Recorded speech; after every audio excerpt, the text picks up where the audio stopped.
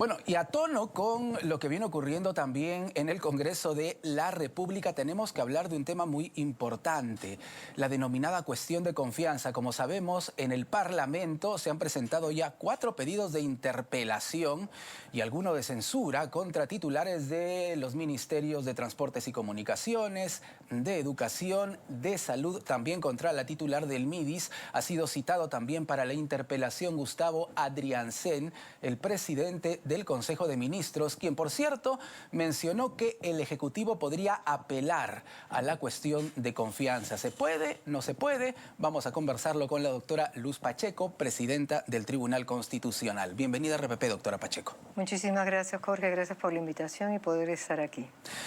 ¿El Ejecutivo podría acudir a esta figura en la cuestión de confianza? De acuerdo a la Constitución, siempre la iniciativa de plantear una cuestión de confianza viene de los ministros.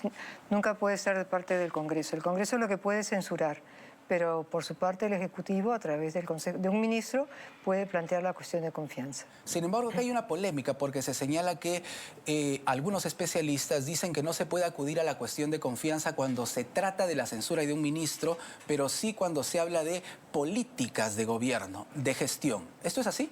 O sea, el tribunal, cuando se ha pronunciado sobre ese tema, en lo que hizo hincapié fue de que no puede haber una suposición de que hay la pérdida de confianza. Tiene que haber una manifestación expresa de parte del Congreso.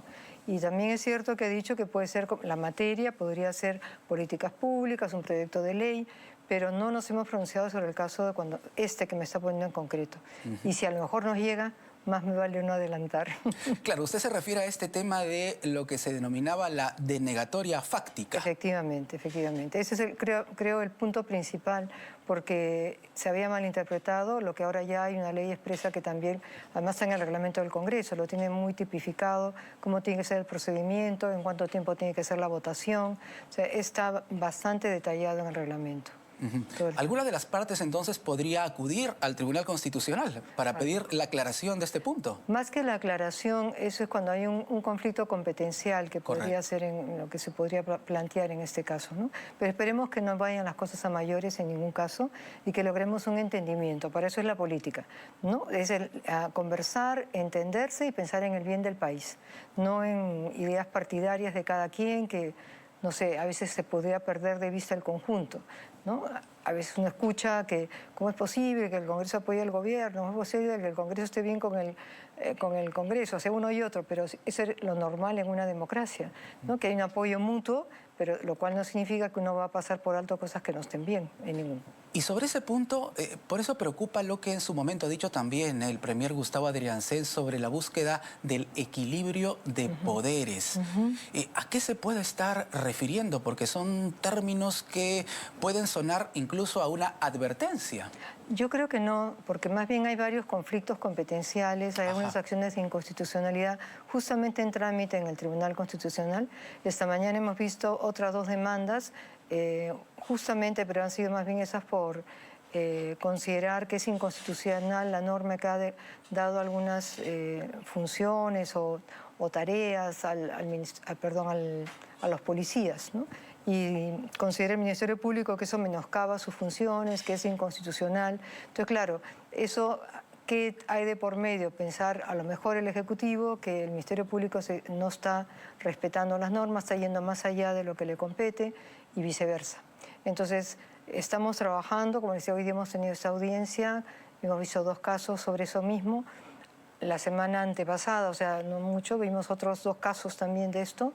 Y bueno, vamos a empezar el debate ya porque son 4 acciones de inconstitucionalidad sobre esta norma. Primero sobre los decretos legislativos y después hacia día sobre las mismas modificaciones del Código Penal. Claro. Y usted mencionaba precisamente que todos quisiéramos un Estado eficiente, ¿cierto? Pero que trabajara, por ejemplo, de manera articulada con el Ministerio Público, con el Poder Judicial. Pero, doctora Pacheco, lamentablemente no lo tenemos. Tenemos un Estado enfrentado contra poderes precisamente del Estado. Sí, esa mañana quedó muy de manifiesto entre lo que manifestaba un coronel que trabaja en la DINI hace muchos años y lo que manifestaba el Ministerio Público. Pero, por ejemplo, en algún momento, ¿no?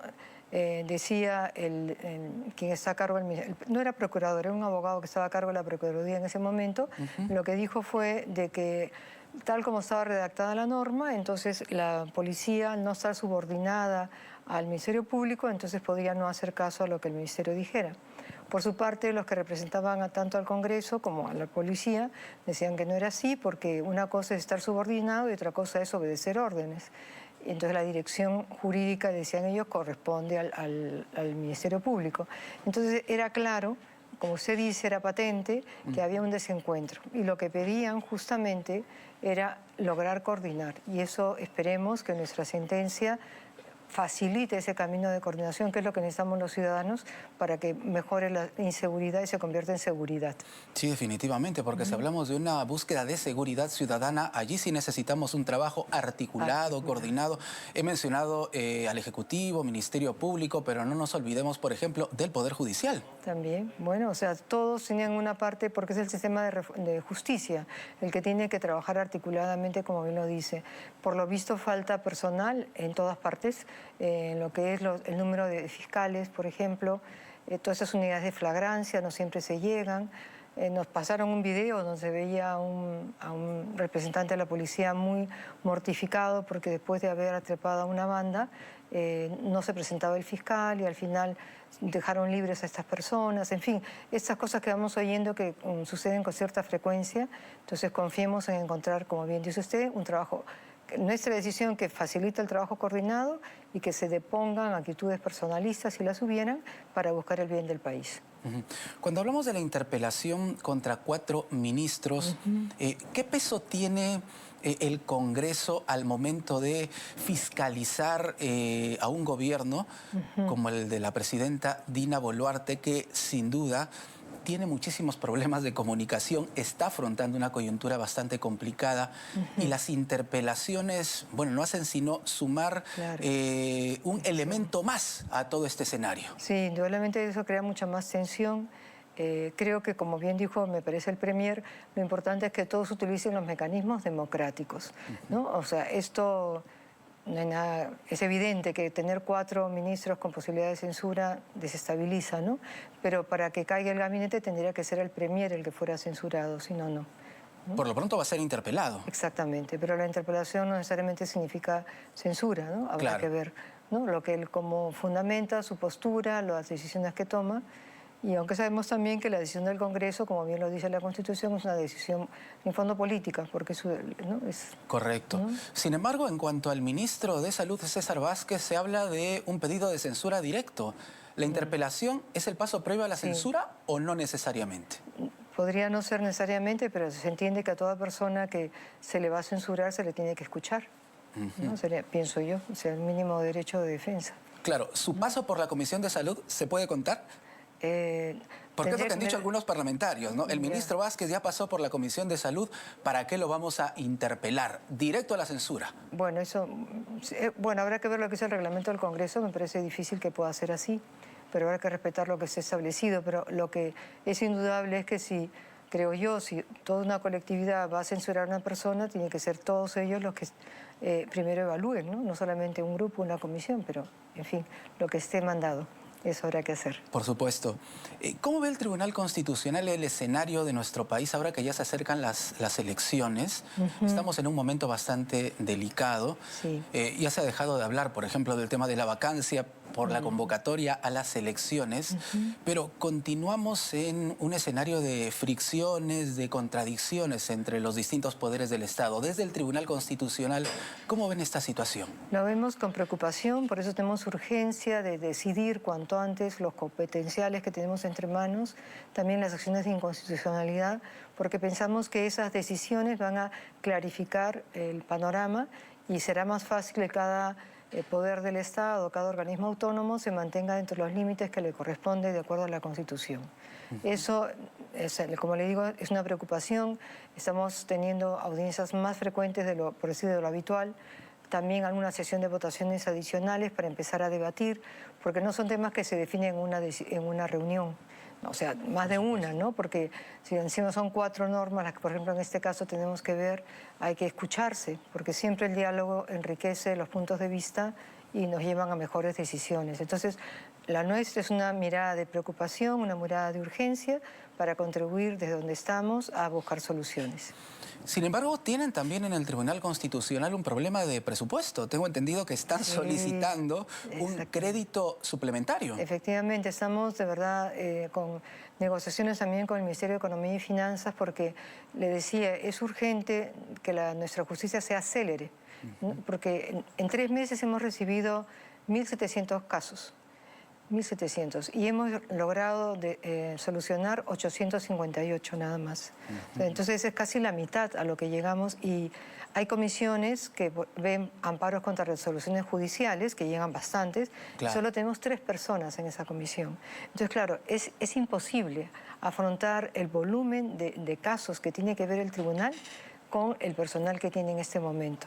Hemos pedido ese adicional para contratar temporalmente gente, pero con la idea de que el próximo año nuestro presupuesto se haya sincerado y esté realmente el cuadro de asignación de personal conforme a las exigencias que exige una justicia célere, además en materia de derechos fundamentales, ¿no? La ciudadanía se queja muchas veces, creo yo, con razón, de que nos demoramos más de lo debido.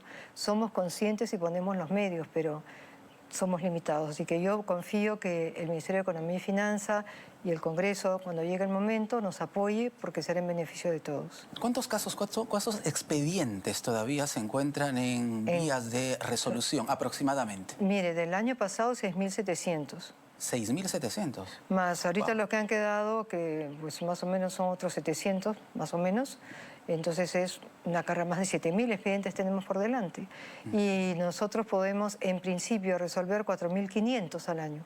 Ajá. Entonces, si ya estamos en esta carga tan alta de 7.000, más lo que van a ir entrando, estamos desbordados. Claro. ¿No? Pero estamos poniendo todo de nuestra parte, el personal también.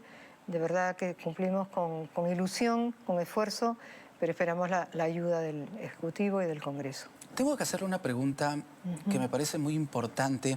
El gobierno había propuesto una franja informativa para, según ellos, dar a conocer lo que el Ejecutivo hace en contra de la inseguridad. Pero el problema es que no es la primera vez que integrantes del Ejecutivo tienen palabras bastante fuertes contra los medios de comunicación.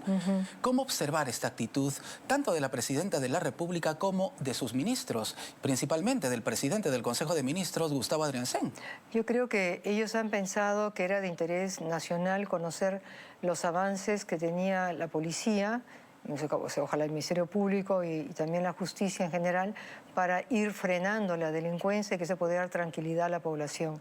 Pero también, a Dios gracias, se dieron cuenta que no se podía hacer imponiendo, porque tiene un espíritu democrático y no sé si, como ocurría, ¿se acuerdan en la época de la pandemia, que el presidente nos ocupaba 2 o 3 horas hablando a nivel nacional? Sí, el presidente, ¿no? Vizcarra, a la 1 de la tarde. Exactamente, ¿no? Sí, entonces, salía todos los días. Todos los días, entonces a lo mejor eso les ha ayudado a pensar que se podía hacer lo mismo, pero bueno, las circunstancias son distintas, las necesidades diferentes y lo importante es que haya habido esa rectificación y yo creo que también es importante que los medios sigan informando de los avances, porque si solo conocemos las extorsiones y lo negativo, nos hundimos. Pero sí me parece que están haciendo ustedes también el esfuerzo de anunciar todo lo que va pasando, ¿no?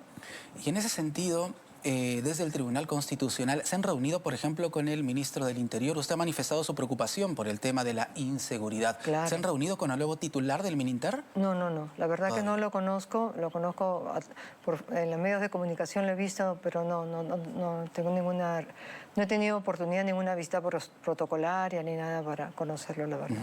Sería importante porque, reiteramos, el caso del ministro Santibáñez realmente fue bastante complicado porque efectivamente no tenía buena relación ni con el Poder Judicial ni con el Ministerio Público y por eso estamos como estamos. Bueno, creo que es un problema estructural más de fondo, pero... Sí, todo se ha ido poniendo cada vez más agudo en la problemática, ¿no? Eso también es cierto.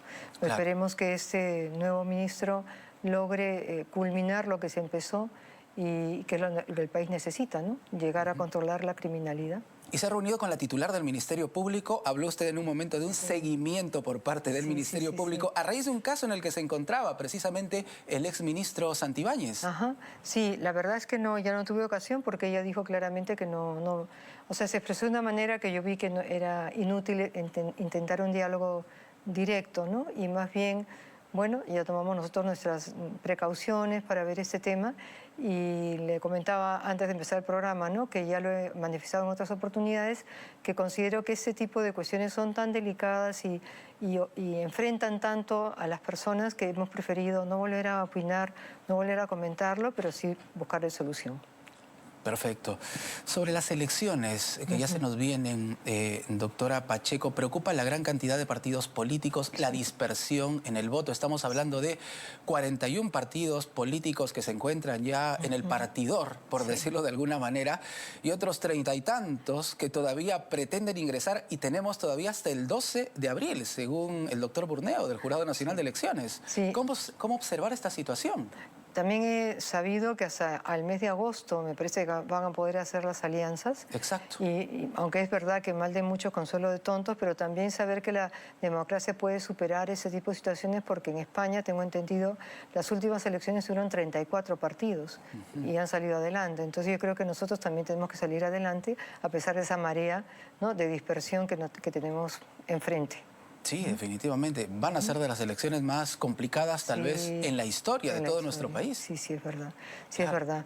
O sea, que tendrán que hacer sus campañas con tiempo, ¿no?, para que la gente conozca y además, ojalá que no nos lancemos por un desconocido, ¿no?, porque eso puede traer malas consecuencias, pero en fin, ya es la responsabilidad de cada quien. Sí. Yo siempre insisto en tratar de conocer no solo al candidato, sino al ideario del partido, porque eso nos da una visión más de conjunto y también el plan de gobierno.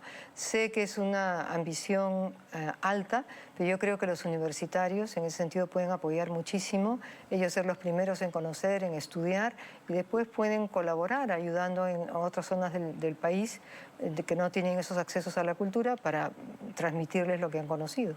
Por supuesto. Finalmente, doctora Pacheco, para cerrar el tema sobre la cuestión de confianza, para que quede claro entonces, el gobierno sí puede acudir a esta figura, cuestión de confianza.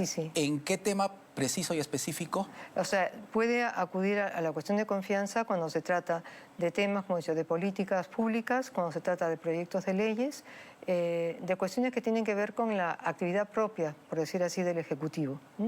A su vez, leía en el reglamento del Congreso que la mesa directiva, por ejemplo, está capacitada para rechazar de plano ciertas cuestiones de confianza, ¿no? Me parece que decía, por ejemplo, un planteamiento de reforma constitucional, o sea, que se quiere hacer, o sea, la reforma constitucional tiene que hacerse además bueno, ahora ya vamos a tener 2 cámaras, pero tiene todo un procedimiento, ¿no?, una alta votación, o si no, tiene que ser refrendada por un referéndum. Entonces, eso son cuestiones muy precisas las que tenemos para hacer una cuestión de confianza. Podría, a lo mejor, no lo hemos visto, pero a lo mejor no ha pasado que diga el gobierno que si censuran a esos ministros harían cuestión de confianza. Ajá. Podría ser, ¿no? Y aunque nadie quiere llegar a ese escenario, en respuesta el Congreso podría apelar a una vacancia. Es bien complicado, ¿no? Quiero decir, ya si queremos salir adelante, creo que tenemos todos que apostar por mayor estabilidad en todos los poderes públicos, es lo que pienso. Claro. ¿No? Estabilidad, ¿no? Todo aquello que pueda causar más bien desconcierto, hay que evitarlo, ¿no? Comprendemos sus palabras, doctora Pacheco, pero ¿la Constitución faculta al Congreso? ¿Tiene esa posibilidad el Congreso? O sea, plantear la vacancia. Sí, o sea, a un año de las elecciones. Eso, lo que tengo entendido es que no puede disolver la presidencia, el Congreso, cuando falta un año para su mandato. Ahí la presidencia no puede hacer nada. Pero, indudablemente, pues, no sé, si un presidente comete una cosa increíble, ahorita no recuerdo, pero me parece a mí que sí podría ser la vacancia, ¿no? Depende, me parece. No sé, Claro. pero tendría que revisarlo porque en ese momento no me acuerdo. Muy bien. Doctora Pacheco, muchísimas gracias. Gracias también. Importante soporte. Gracias, Muchas doctora gracias. Luz Pacheco, presidenta del Tribunal Constitucional, aquí en Prueba de Fuego. Volvemos para hablar del caso del expresidente Martín Vizcarra, que ya no podrá ser candidato, a pesar de lo que sigue diciendo en sus redes sociales. Volvemos con eso y con más aquí en Prueba de Fuego y en RPP.